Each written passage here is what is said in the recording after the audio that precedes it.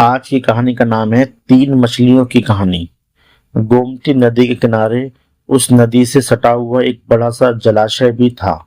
उस जलाशय में पानी बहुत गहरा था, इसलिए उसमें काई, शैवाल तथा मछलियों का प्रिय भोजन वाले जलीय सूक्ष्म पौधे भी बहुत मात्रा में उस पानी में मौजूद थे। ऐसे स्थान मछलियों को बहुत ही पसंद आते हैं। उस जलाशय में नदी से भी बहुत सारी मछलियां आकर रहती थीं। अपने अंडे देने के समय तो सभी मछलियां उसी जलाशय में आ जाती थी। वह जलाशय लंबी घास व झाड़ियों से चारों ओर से घिरा हुआ था, जिसके कारण वह आसानी से नजर भी नहीं आता था। उसी जलाशय में तीन मछलियों का एक झुंड भी रहा करता था। उन तीनों मछलियों के स्वभाव भी अलग अलग थे। अन्ना नाम की मछली संकट आने के लक्षण मिलते ही संकट को किसी तरह से टालने का उपाय करने में ही पूरा विश्वास रखती थी। हीलू मछली कहती थी कि संकट आने पर ही उससे बचने की कोशिश करनी चाहिए। टीलू का यह सोचना था कि संकट को टालने या उससे बचने की बात करना बिल्कुल बेकार है। करने कराने से कुछ भी नहीं होता है। जो किस्मत में एक बार लिखा जा चुका है वह होकर ही रहेगा, उसे कोई नहीं रोक सकता है। एक दिन शाम हो गई थी। मछुआरे नदी में मछलियां पकड़कर अपने अपने घर जा रहे थे। उस दिन बहुत ही कम मछलियां उनके जालों में फंसी थीं, जिस कारण उनके चेहरे बहुत ही उदास थे। तभी उन्हें झाड़ियों के ऊपर मछलीखोर पक्षियों का झुंड आता दिखाई पड़ा। सबकी चोंच में एक एक मछलियां दबी हुई थी। यह देखकर भी काफी चौंके। एक मछुआरे ने यह अनुमान लगाया कि लगता है झाड़ियों के पीछे नदी से सटा हुआ कुछ जलाशय अवश्य है, जहाँ बहुत सारी मछलियां पल रही हैं। मछुआरे खुश होकर झाड़ियों में से होकर जलाशय के पास आ पहुंचे और ललचाई नजर से जलाशय की मछलियों को देखने लगे। उनमें से एक मछुआरा बोला कि इस जलाशय में तो मछलियां भरी पड़ी दिखाई पड़ रही हैं। आज तक तो हमें इसका पता ही नहीं चला था। यहाँ हमें बहुत सारी मछलियां मिल सकती हैं। मछुआरे ने कहा कि अब तो शाम घिरने वाली है, कल सुबह में ही आकर यहाँ जाल डालेंगे। मछुआरे अगले दिन का प्रोग्राम तय करके वहां से चले गए। तीनों मछलियों ने मछुआरे की पूरी बात सुन ली थी। अन्ना मछली ने कहा, दोस्तों, तुमने मछुआरों की बात तो सुन ली होगी।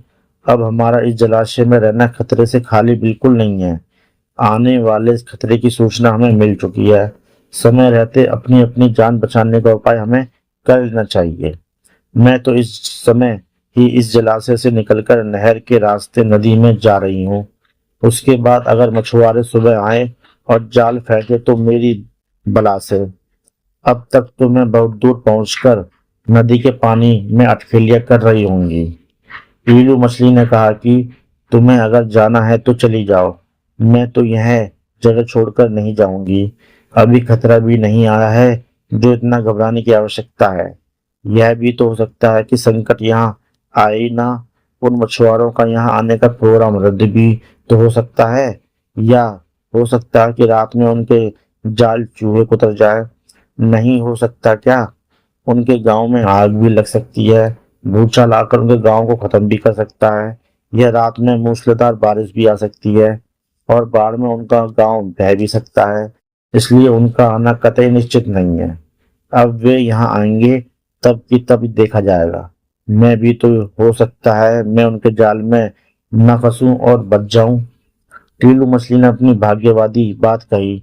भागने से कुछ भी नहीं होने वाला। मछुआरों को आना है तो अवश्य ही आएंगे।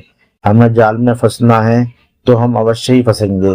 किस्मत में अगर मरना ही लिखा है तो फिर क्या किया जा सकता है। इस प्रकार अन्ना मछली तो उसी समय वहां से चली गई। ईलू और टीलू मछली जलाशय में ही यूं ही पड़ी रहीं। अगले दिन सवेरा हुआ तो मछुआरे अपने अपने जाल को लेकर जलाशय के पास आए और जलाशय में जाल फेंकने लग गए और मछलियां पकड़ने लगे। ईलू ने जब संकट को आते देखा तो जान बचाने के उपाय सोचने लगी। उसका दिमाग बहुत तेजी से काम करने लगा। आसपास छिपने के लिए कोई खोखली जगह भी तो नहीं थी। तभी उसे यह याद आया कि उस जलाशय में 3-4 दिनों से एक मरे हुए ऊदबिलाव की लाश तैर रही है। वह उसके बचने में काम कर सकती है। जल्द ही खोजने से उसे वह लाश भी मिल गई। लाश सड़ने भी लग गई थी।